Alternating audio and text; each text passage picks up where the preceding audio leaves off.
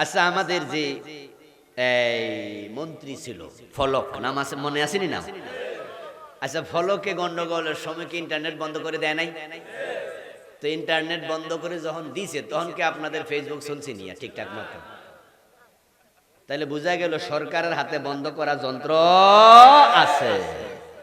আচ্ছা, আমরা হুজুররা চিৎকার দিলে ইন্টারনেট বন্ধ হইব, কিন্তু ফলক মিয়া বন্ধ করে আবার অস্বীকার করে, কয় যে না নিজে নিজে হইছে, পরে আবার কয় যে না আমি করছি। মানে এক এক দিন এক এক থাকে, ফলকে ফলকে চেঞ্জ।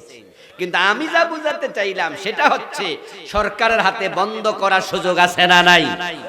আমাদেরকে ইসলামের জায়গায় ইসলামী সরকারে আমাদেরকে পাঠাও, আলেম ওলামাদেরকে পাঠাও, কোরআনকে সংসদে পাঠাও, একদিনে জি বাংলা বন্ধ হয়ে যাবে, স্টার জলসা বন্ধ হয়ে যাবে, পর্নোগ্রাফির সকল সাইট একটা অর্ডার বন্ধ হয়ে যাবে।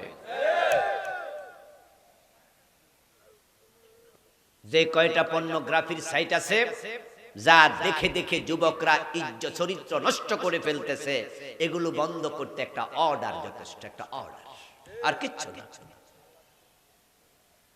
আরে বন্ধু, সরকার নিজে চাইলে নিজেরা নিজের লোক দিয়া বন্ধ করে দিতে পারে।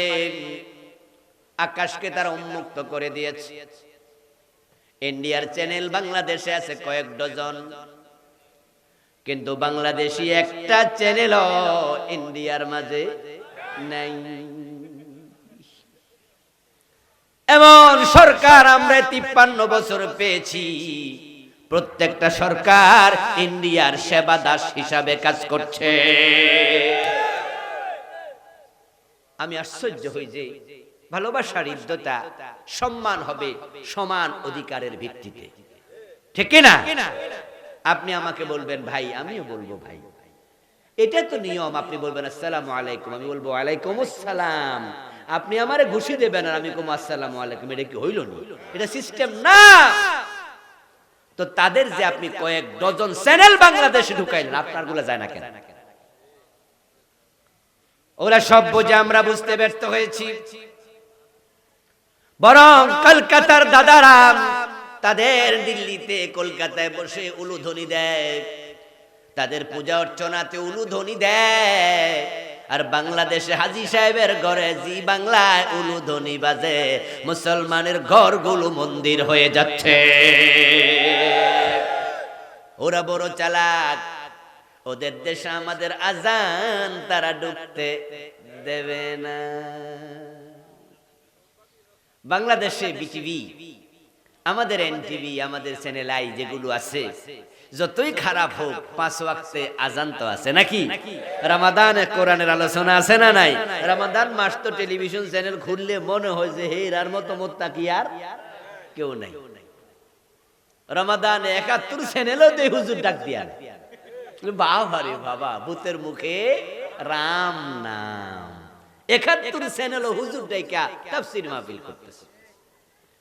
ইন্ডিয়ার হিন্দুরা, দাদা বাবুরা বড় চালাক, তারা হিসাব করে দেখেছে তাদের যদি দিল্লিতে, তাদের কলকাতায়, তাদের আসামে, তাদের মেঘালয়ে, তাদের শিলিগুড়িতে আমাদের দেশের চ্যানেলগুলো ওপেন করে দেয়া হয়, তাহলে দিনে 5 বার কমপক্ষে আজান বেজে উঠবে। হিন্দুরা তাদের ঘরে মুসলমানরা আজান বাজতে দেয় না, কিন্তু তাদের উলুধ্বনি আমাদের হাজী সাহেবের ঘরেও বাজে। আসলে ধর্মের ব্যাপারে আমরা খুব বেশি উদাসীন হয়ে গেছি। ইসলাম বড় সুন্দর। যদি সরকার চায় তাহলে জেনা ব্যভিচার রোধ করা, বন্ধ করা কোনো ব্যাপারই না। সরকার বলে দেবে অশালীন কাপড় পরে বের হওয়া নিষেধ, অশালীন কাপড় পরে বের হওয়া যাবে না। সরকার আইন করেছে ইফটিজিং এর বিরুদ্ধে, মনে আসেনি? ইফটিজিং এর বিরুদ্ধে মিছিল হয়েছে, মিটিং হয়েছে, প্রচারণা হয়েছে। কোন ছেলে যদি কোনো মেয়েকে শীষ দেয়, চোখ টিপ দেয়, তার 6 মাস জেল। আমরাও বলি দ্যাটস ওকে। দুষ্ট পোলাপানকে অবশ্যই দুষ্টামি থেকে বিরত রাখতে হবে। আমার মেয়ে, আমার বোন নিরাপদে রাস্তায় চলবে, তাই নিরাপত্তার সাথে ইফটিজিং এর বিরুদ্ধে আইন হবে, কোনো আপত্তি নাই।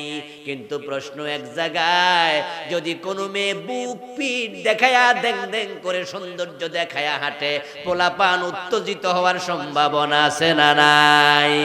যে উত্তেজিত হলো তার যদি জেল হয়, যে উত্তেজিত করে তারও জেল হওয়া দরকার আছে না নাই? আইন তো হবে সমান সমান। সরকার যদি আইন করে দিত যে সমস্ত মেয়েরা উদ্ভট পোশাক পরে চলবে তাদেরকেও, ছেলেদেরকে তারা সিডিউস করছে, উত্তেজিত করছে, এই অপরাধে 6 মাস জেল দেয়া হবে। এই আইন করে দেখো, পেট পিটার দেখাবে না, তারের মতো সোজা হয়ে যাবে। কিন্তু না, মেয়েদের পোশাকের ব্যাপারে সরকারের কোনো আইনই নাই। আমরা তখন দেখি আসলে ছেলেদেরকে মাজলুম করা হলো। আপনি যদি মাছ ভেজে বিড়ালের সামনে প্লেটে রাইখা বিড়াল রে কোন বিড়াল মাছ খাইলে 6 মাস জেল, আচ্ছা আপনার আইন কি বিড়াল আদৌ মানবে? তো বিড়ালকে মাছ খাওয়ার জন্য উত্তেজিত করছেন কে? আপনি করছেন। আপনি তার সামনে মাছ, ভাজি মাছ রাখলেন কেন? আপনার তো উচিত ছিল ভাজি মাছটা ঢাকনা দিয়ে রাখা, ঠিক না? ভাজি মাছ আপনি রাখেন আপনার সুন্দর জায়গায় পাতিলে, উপরে একটা ঢাকনা দিয়ে দেন, বিড়াল দেখলেও না, উত্তেজিত হবে না, খাবেও না। মাছের জায়গায় মাছ, বিড়ালের জায়গায় বিড়াল। কিন্তু আপনি এটা বিড়ালের সামনে রেখে আপনি আইন বানাইয়া দিলেন বিড়াল লাঠি দিয়ে মাথা ফাটায় ফেলবে। আচ্ছা আপনার হাতের লাঠি দেখে বিড়ালটা কি একবারে বাংলাদেশ থেকে ইন্ডিয়া চলে যাবে? সে বেশি গেলে আপনার চোখের নিচ পর্যন্ত যাবে নাকি?